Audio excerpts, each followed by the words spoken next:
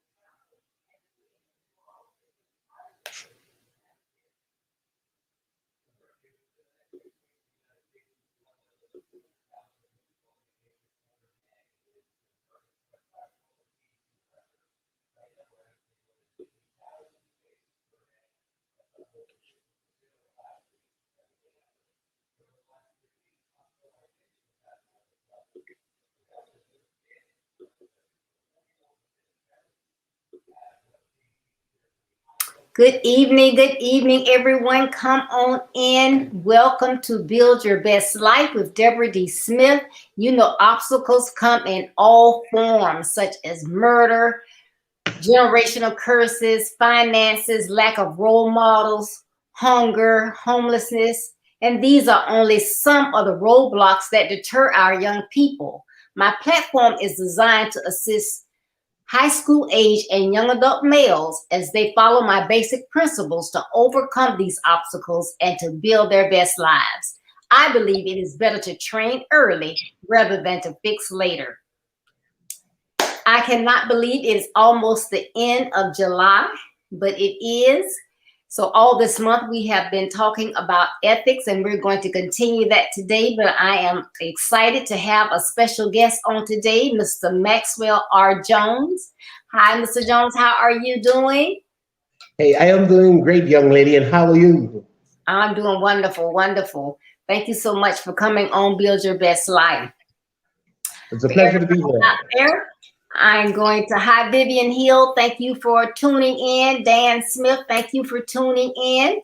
I'm going to introduce Mr. Jones to everyone, and then he's going to have opportunity to tell you a little bit more about himself. But Maxwell R. Jones was born and raised in Grand Bahama, and he has been in banking for 36 years of banking experience with Commonwealth Bank. He started at the entry level, and then he has worked his way up to the executive level as the Assistant Vice President of Accounts, Control, and Recovery. Under his leadership, his branches and department has won the prestigious Branch Department of the Year Award, an unprecedented 5 times since the award was introduced in 2001. That is such a great accomplishment. He holds the MBA and International Certificate in Finance from the University of Miami, Florida, USA. He is very active in his church, the Church of God of Prophecy.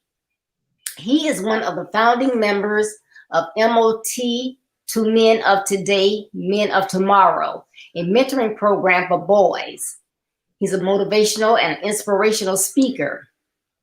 He is married to Pandora E. Forbes Jones. They have 4 children. He loves meeting and helping people.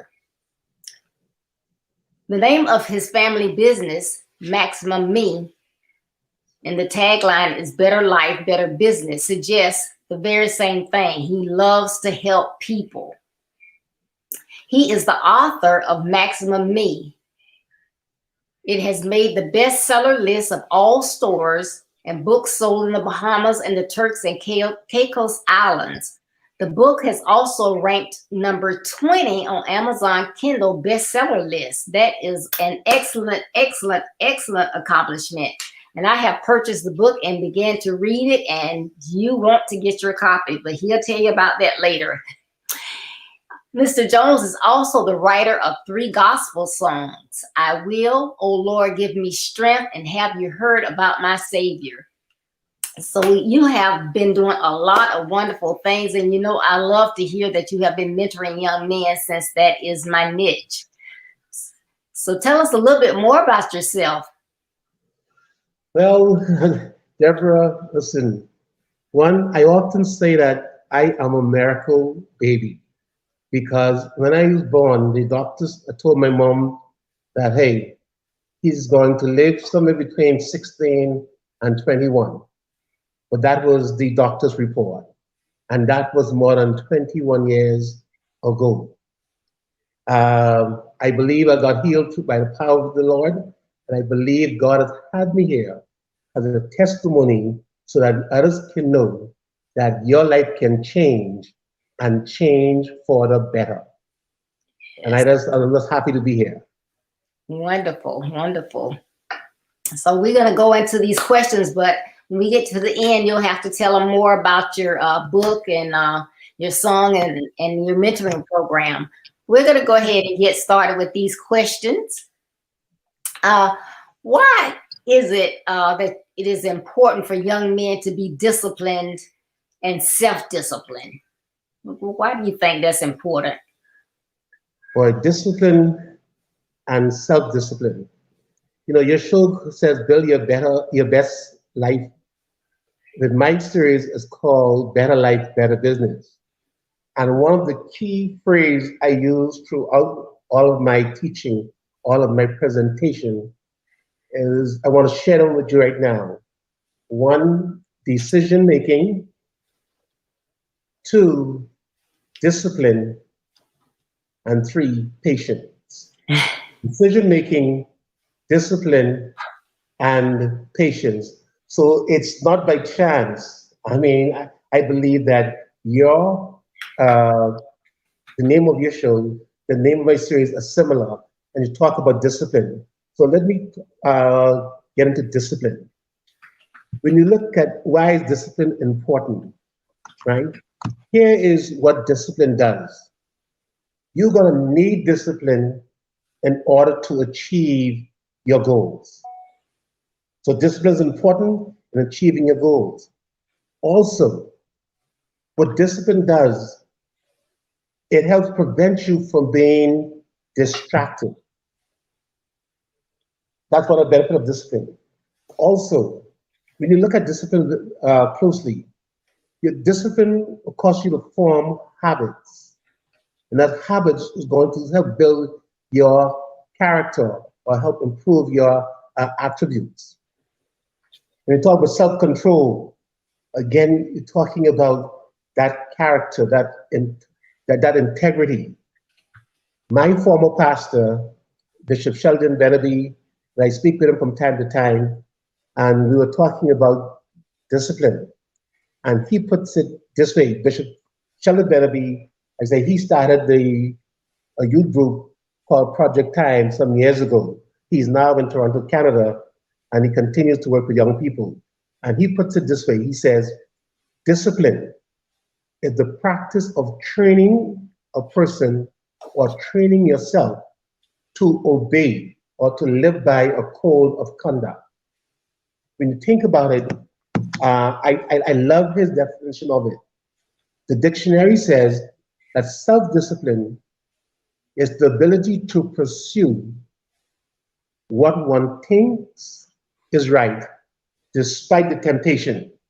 Right? The key is you need discipline to achieve your dream, right? And you keep doing what is right despite the temptation to abandon it. Check, you show me any successful athlete, show me any successful businessman, any civic leader, and I will be able to show you where they have to be disciplined in order to achieve that success. One quick example, my favorite, I guess, celebrity of all times is probably Muhammad Ali. And I saw an interview one time, and it was saying that his coach, Angelo Dundee, was saying that, listen, Ali loves to win, right? And when they asked him, what does he hate? He said he hates training. He hates to train, he said, but he loved to win. So, but Angelo Dundee said, even though he hates training, Muhammad Ali would get up very early in the morning and ran a couple miles even before he got to Muhammad Ali's house to start his formal training. When asked why would he do that, And why would he not let his trainer to shortcut his training even though he hated it? The response was, I love winning more than I love more than I hate training. And I understand that in order to win, I have to be disciplined in my training. Discipline is key to achieving your goal. It keeps, and it also helps you from adopting bad habits. That's awesome. I love that. And tell us one more time the definition that I think you said it was your pastor gave. Yes, Bishop Sheldon Beneby, Alexander, he says, he puts it this way with discipline: the practice of training a person or training yourself to obey a code of conduct or your code of your behavior. So basically, once you made a decision, we might talk about decision, discipline. Once you made a decision, you make up your mind that you're going to stick it out. It's going to take some time. It's going to, for you to see the fruits of your labor, but you stick it out and you will get there. I like that. I wanted to put it in the chat, but I want to make sure I got it right. Okay. Yes. Okay. The practice of training a person or yourself to obey, or some people say live by, a code of conduct. Great. Thank you so much. Yes. Well, I love that because I think that, you know, you can be disciplined and have to follow other people's rules for so long, but you have to get to a point in your life where you need to be self-disciplined. You need to be responsible for yourself. So I love that. Amen. Amen. What do you believe is the most significant factor that impacts a young man's ability to control their urges to perform risky behaviors such as smoking, drinking, drugs, speeding, stuff like that? Oh, I know sometimes you may hear it before, but that's a powerful question. And I guess let me take it in kind of two parts. When you say what will impact them, Okay. keep in mind that there is an innate nature in man to take chances and defying the odds, answering that I dare you challenge. You know, and that could be exhilarating. It can give you a high. But I need the young men to realize that when you do the drugs and the drinking and the alcohol and those type of stuff, it comes with a price. That if you're not careful, it is going to do you a lot of harm. You have to remember, or I want the young man to realize, that you were created to do great things. I know at times you may not believe that, and sometimes people may speak to you and about you as it is not true, but I want you to know that you were created to do great things. So I need you to believe that and have a clear vision of your dream, right? Because you could believe it and you have a clear vision of your dream, it's going to help keep you focused, it's going to help keep you disciplined, and hopefully it's going to also strengthen you to stay away from those things that's going to harm you. But believe that you're created to do great things. See it. Have the vision. See yourself doing the great things. See yourself a couple of years from now. And then know that, listen, in order for me to get there, I have to avoid some of these pitfalls. Okay. All right, that's good.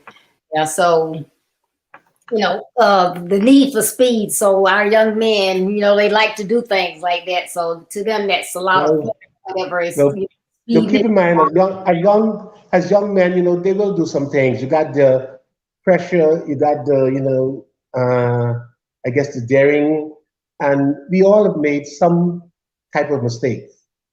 But like I say, as young men, we want to say, hey, listen, just keep in mind, keep focused on your dream, keep focused on your goal. Dream big because life is designed to say yes to all your dreams. The Creator has said that way. Great. Yes. So I hope someone out there heard that, though, young men. You have a purpose for your life. You weren't just put on earth for no reason. God gave each of you a purpose. And so you need to realize that you are here for a purpose and to walk in that purpose. So And Deborah, if I can add right there, I like how you said that. If you even look at yourself, I'm sure as a young lady, you had dreams going through your head. As young men, we have dreams going through our head. Listen, the good Lord did not allow that to pop up. The good Lord did not put them there just to make fun of you. He put them there because you can achieve it, and He has designed it that if you pursue your dreams, by the grace of God, they will come to pass. They're not just fantasies, that's dreams that are designed to come true. Right. Yes, great point. No fantasies. It's the real deal. Oh yeah, haven't you heard of baseball, football, or movie stars who says basically from a youth they thought about doing this or they plan to do that, and yet then they grow up to become that. Right. Yes. Definitely. Well. So what are some ways that you think that we can get our young men to focus more on making those wise or well thought out decisions? Boy, when I say I love your questions, that is not just being cliche. I really sincerely love it.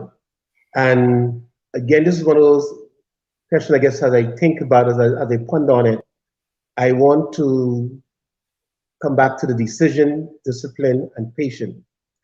And I think it's a teamwork between the young man and the old man.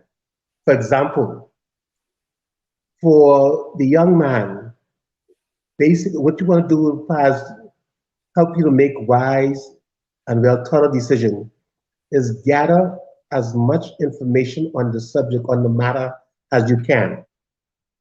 Then speak to someone you trust, whether it's a family member, whether it's a friend or mentor. Speak with them. Then understand to them that you have to understand the consequences of your decision. Because remember, you're going to have to live with it. So gather the information, get some advice if you have to, understand the consequences, because the consequence of your decision is important. For the older person or for the mentor to help the young man to make better decisions, listen, make yourself available. Speak to that young person often. Right? That will help establish a bond, help establish a relationship. Not, tell them that you are there for them, but not only tell them, ask them what is happening in their lives. Ask them what they're going through. Right? So you tell them that you're there for them, but you also engage them by asking, what is happening? How's it going? That will hopefully then create the avenue so they can then talk. And when they're talking, they'll be very careful. Do not be judgmental. It was Stephen Covey, the I think former pastor, the motivational speaker, said, seek first to understand, then be understood. Seek first to understand, then be understood. I sincerely believe with the young person doing their part and the mentor or the older person doing his or her part, hopefully the two together will help to make wise and well thought of decisions. But a lot of times we have to look, at the consequences. What if it doesn't work out as planned? Can I live with the outcome? And once you understand the outcome, the outcome, and you can live with it, that should help make the decision that much easier. All right. And as you were talking, I love that you say, get with them, talk with them, try to assist them as well. But, the topic of our talk today is, what are you displaying? So, it's very helpful to sit down and talk with them, find out what's going on with them, listen, or whatever.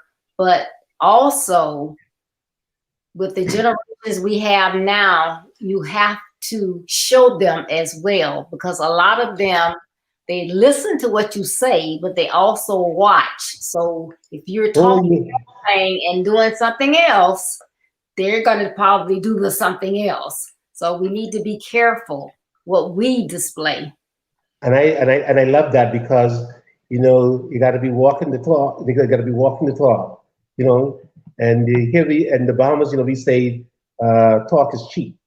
Don't just say it, Right. demonstrate it. So I love that. I love that nugget. Yeah. All right, great. Thank you.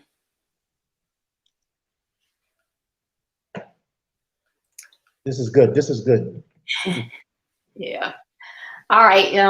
You just mentioned about not being judgmental. We know that people are quick to judge, criticize, and they want to demean. But what do you think? Why do you think that they are not as quick to show empathy to our young men, reach out and assist them? It's hard to find people, that want to, are willing to step out and assist, to be mentors and, step in where there are no fathers or whatever. But they're quick to judge and criticize. Listen, now, I know I keep saying the questions keep getting better, but this is the $100 million question. This is the big one. Fred Stanford used to say, this is the big one. And I really want to take a little extra minute right here, because this is important, especially to the young men coming up, because sometimes our words can shatter dreams when they say young and so fragile and vulnerable. And so we have to be careful. But in my not so young life, I've come to realize that many folks seem to think that when you put others down, they seem to think that building themselves up. Let me beat you down so I can look so much better. Where is my ego or pride, or I just want to give the perception I'm so much better than you.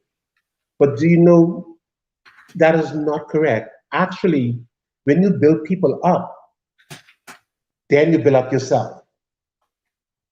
You see, when it comes to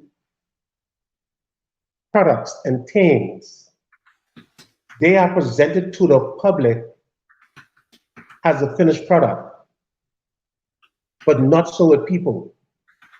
Let me elaborate. Deborah, what kind of luxury car do you like?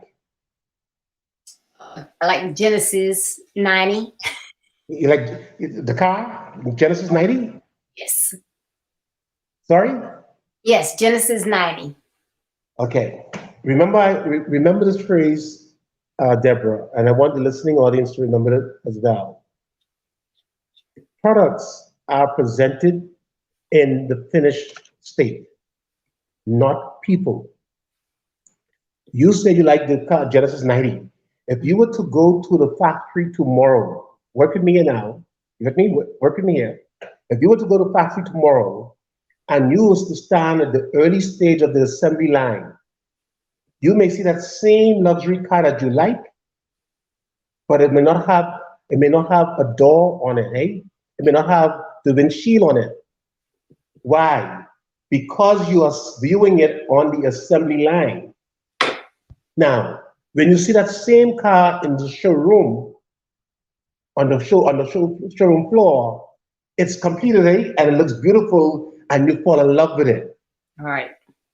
But that's with things, that's with products. They're presented on the showroom floor when it's finished. Most of us don't get to see the car being put together while it's in its imperfect state. Now, when it comes to human beings, our assembly line is life stage. You know what I mean? So while you have to go down to the factory to see the car being put together, look at the assembly line, when it comes to the people, the stage, life stage is the assembly line. So depending on where you are in that person's life, just as you saw the chassis on the assembly line without the window, without the windshield, without the steering wheel, depending on which stage you are in that person's life, you're seeing them in their incomplete state. Mm-hmm. And what we do, we judge them based on that, not having the understanding that their finished product, when they're going to come forth as pure gold, the Bible says, when they would have finished, when they would have gone through some things, learned through some things, grow, now you're going to see them. So I've come to the understanding that when people like to criticize, what they don't understand that they're looking at you in a development stage. So I'm going to say to the young man, listen, you are Genesis 90. You are a Mercedes. You are like better than a Rolls Royce. However, some people will see you as if you're on the assembly line without being perfected yet. Do not let their naysaying, do not let their criticism stop you from continuing your development. And in time, the doors are going to be added, the windows are going to be added. And in a little while, you're going to be on the showroom floor. You're going to be shining bright like a diamond. You're going to be achieving great things. And then those same naysayers, some will now praise you and some will still hate you because you succeed. Right. so you can't watch the naysayers, right? Right. Nevertheless, I say to the older folks, I say to others, please, when you see a young man striving, even if he is currently struggling, give a word of wisdom, give the word of encouragement, show some empathy, because your encouraging words can help them get to the next stage. And when they achieve greatness, trust me, they're going to remember the kind words that you'd have said, and they're going to recognize and honor you for your encouraging words. You can't give them money, right? But you can give them some advice. You can give them some time. You can give them some encouragement. Let us practice to show empathy and show encouragement rather than always putting down. It's always easy to see the fault, but let's see the potential. Great. That is awesome. I love that. Now you broke that down. They say, how do you eat an elephant? And you have to one bite at a time. I like one bite at a time. One bite at a time. Yeah, but that's a real powerful question, because, like I said, sometimes we really put others down, and that's not nice, and it's not helpful. Right. And they have so many other things and other people that's against them, and the ones that should be stepping up to assist. When you do the same things, that's just double weight down on them. So watch your words. And that's why I like to remind people, like I said, with my same quote, the quote I gave you earlier, that products and things are presented to the public in the finished state, not people. People are always a work in progress. So don't judge people like you judge products and things. Yes, that's good. All right, y'all hear that? I don't see many comments out here tonight, but this is some good stuff here. Well, hopefully it was sinking.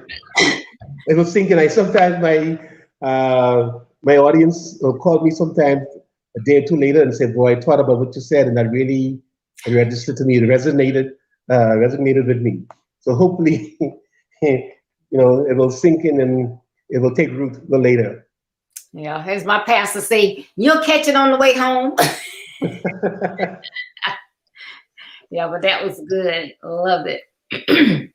All right, so now you've already been doing this, so I should say, do you have any other tips that you can give to mentors and coaches, parents, and others to provide positive incentives to assist our young men with self-discipline? Well, this is one of those questions that no one person can give the perfect answer. because we all learn from each other and we're growing. And I too need some advice as well from time to time, right? We all do. But one of the things that is common, the common traits, or you'll hear persons who are giving presentation will often say, is that when it comes to the young men or young people, be a good listener. Listen, be a good listener, right? As we said it earlier, do not judge. Hi, did I lose you? Hello? Hello? Hello? Yes. Okay, sorry. Are you still there? You said, Yes, okay. I'm saying,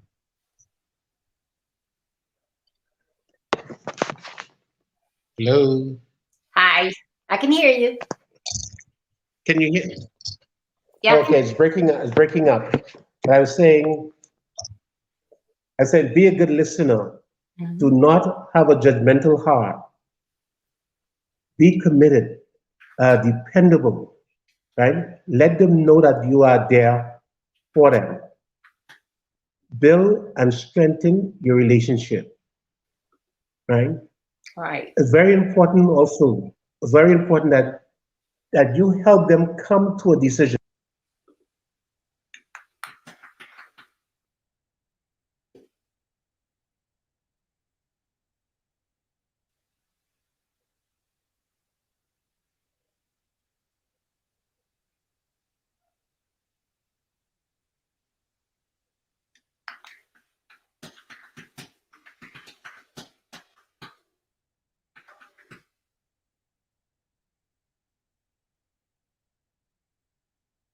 We have some good ones so far. Help them come to a decision. Okay. Yeah, sorry, I had lost you for a while. Okay. So did you hear me? Okay. We got don't have a judgmental heart. Be there. Help them Yes. to make a decision. Yes. So build and strengthen the relationship. And I said, even though it sounds cliche, throw in a whole lot of love. A lot of love. Oh, You they would then you need that. A lot of love. Yes, and it's really important. You said, it's a cliche, but to throw in a whole lot of love, but you never know what someone is encountering in their daily lives or what situation they just walked out of. Sometimes you can just smile and say, "Hi, young man, how you doing today? Everything going okay?" Just giving them that time or whatever, it can make such a big difference. So many people will just walk right past. They won't speak. They won't smile. And they have done studies, and it does help when you smile at someone. That may be the only smile that they've had in a while. And in children's church, we just love to hug the kids because you never know. That might be the only hug they get until you see them the next week. Because a parent may love them, may teach them, but they may not be huggy feeling. Or some people will teach their boys, "Oh, you don't want to be too emotional." But I hugged my sons, I kissed my sons, and there's nothing wrong with that. But everybody's not raised the same way. So sometimes, just give them a high five or something.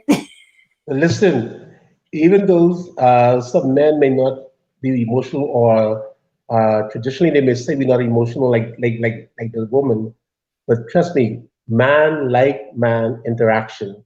Like I say, whether it's just a pump the fist or the eye contact, you watch athletes, you watch when they score a goal or score a touchdown, watch how they celebrate. Yes. Like I say, sometimes we may not say much with our lips, but we can say a lot with our eyes, our body language. And like I said, the young man I found, they connect with that. Show the love, show the love. Yes, please. That's okay. In closing, this was so fast, it was so good. Yeah, time must fly and do fly, eh? Yes. Can you give our young men 5 nuggets to follow in building a better life? Wow, okay. In my last few minutes, let me refer to my book for a moment. Okay. Maximum Me, right? And what I've done, uh, just for limited time, it's available for free on Smashword, right? You can then download it there for free. That's going to expire this week. But in the book, I talk about the formula for success, and as we begin to close, we talk about building a better life. I really want to take some excerpts or some nuggets from the book. I know sometimes they will show person saying, "Here's my top 10 reasons for success," or "Here's my top 5." Well, this is Max version. Okay, so you said you asked for 5. Yes. Here we go. For young men, please that listening, remember I said to you that you are created to do great things, and you're going to do great things in life. But remember these 5 words I'm going to leave with you now. One, a word or phrase. One, acknowledge God. That may sound cliche again, but I must say it. Acknowledge God. The Bible teaches us that the fearing of the Lord is the beginning of wisdom. It says, acknowledge the Lord, and He will direct your path. So in praying and talking with God, you have wisdom and you have direction. Remember, I said your decision making, to make good decision, you're going to need some wisdom. And if you got good direction, you'll be disciplined, you're going to succeed. So acknowledge God, talk with Him, ask Him. He says you don't have it because you don't ask for it. So put Him to the test. Acknowledge God, one.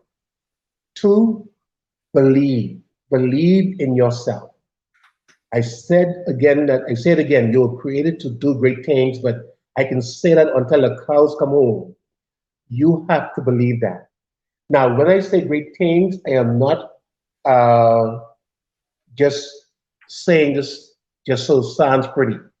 It may not be great in the sight of man, but in the whole scheme of things, your purpose is great according to God. Some of us are called to the public stage, and some of us are called to develop people to go on the public stage.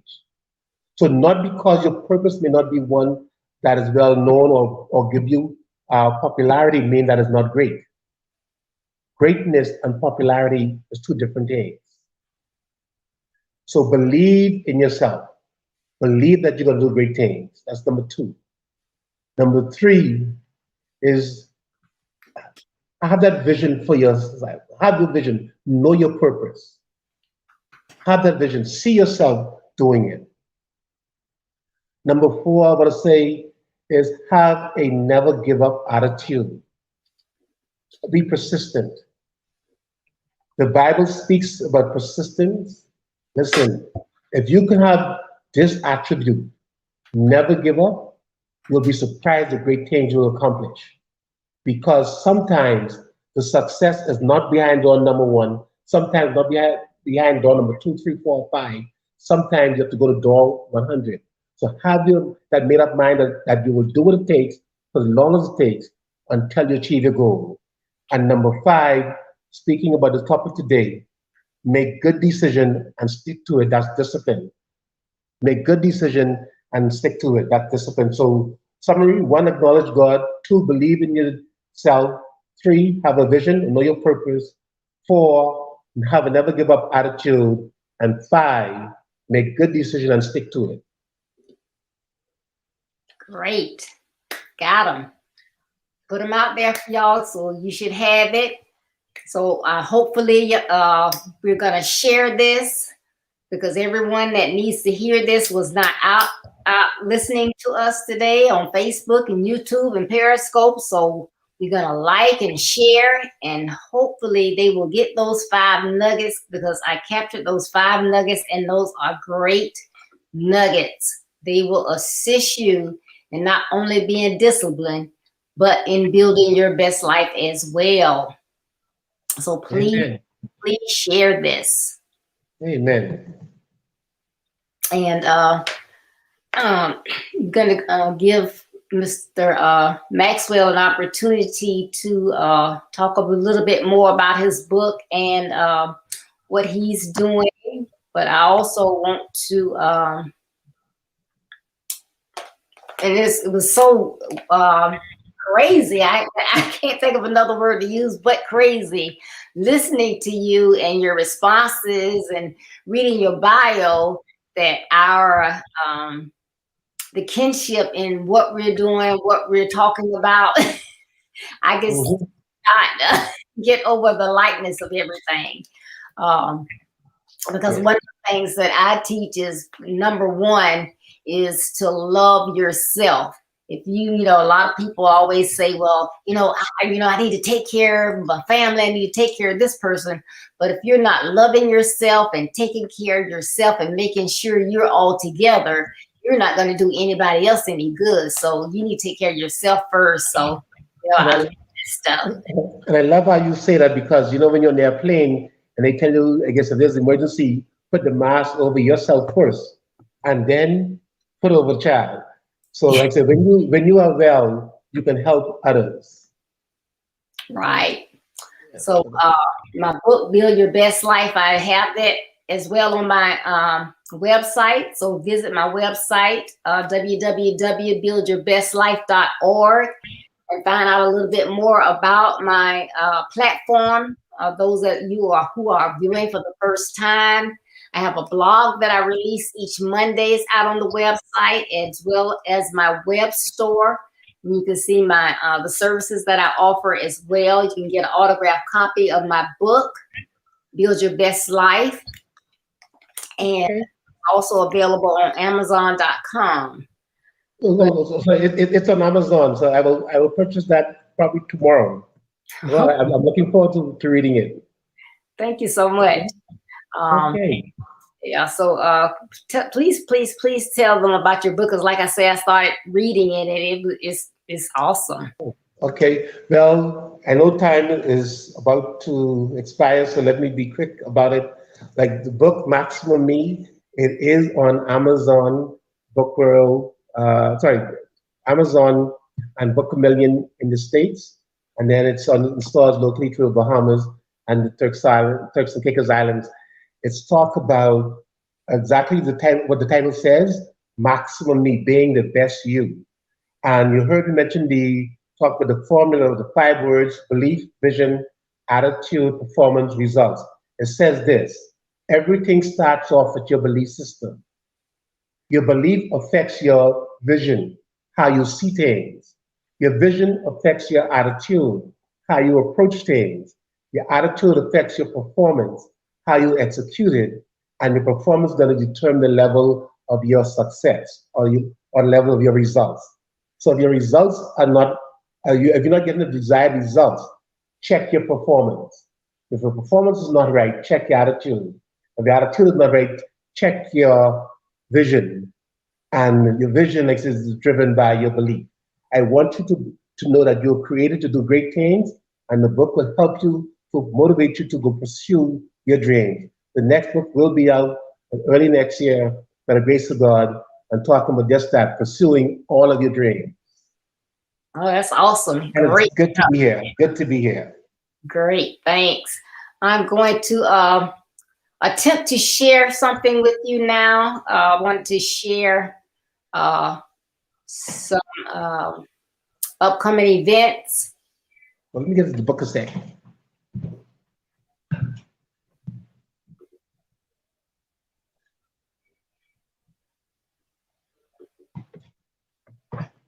Sorry, there's the book.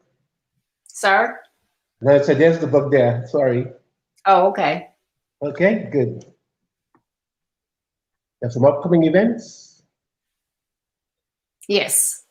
Upcoming events. Maximum Me, great. Make sure you get a copy. Yes, that's it there.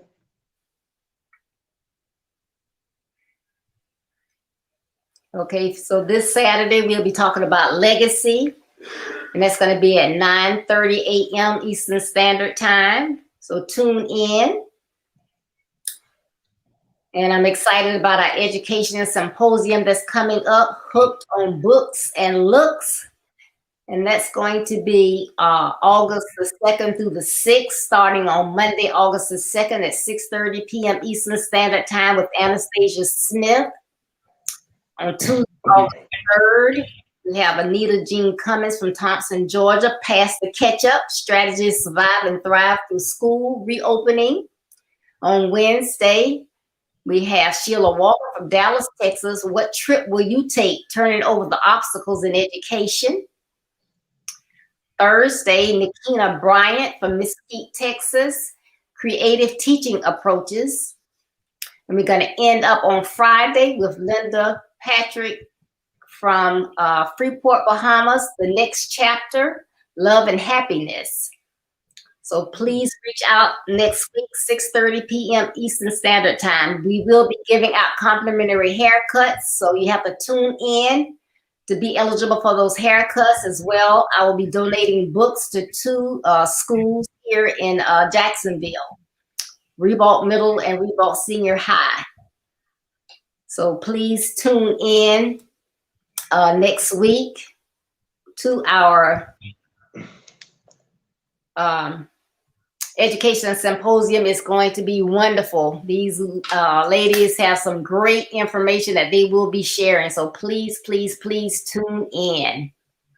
Oh, Deborah, I heard you said that you'll be giving away some books. Yes.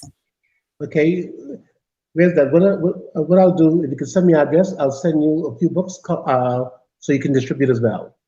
Okay, thank you so much. I'll send that to you. Okay.